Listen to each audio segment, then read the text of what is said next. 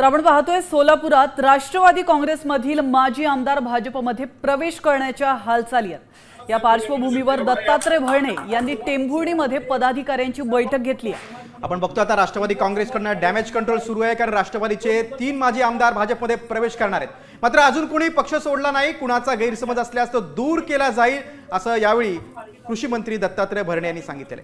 उद्या मी जरी पक्ष सोडला तरी राष्ट्रवादी काँग्रेस नवीन टीम तयार करेल असंही भरणेंनी म्हटलेलं आहे।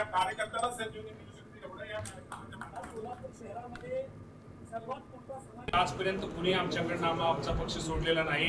त्यांचाही दादांवरती आणि दादांचा त्यांच्यावरती विश्वास आहे।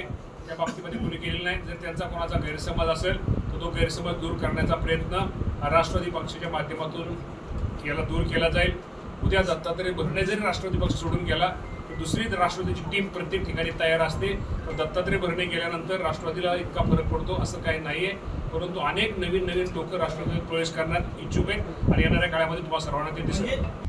आता isakal.com आहे देशातील नंबर 1 ची मराठी न्यूज वेबसाईट। प्रत्येक अपडेटसाठी isakal.com ला नक्की भेट द्या।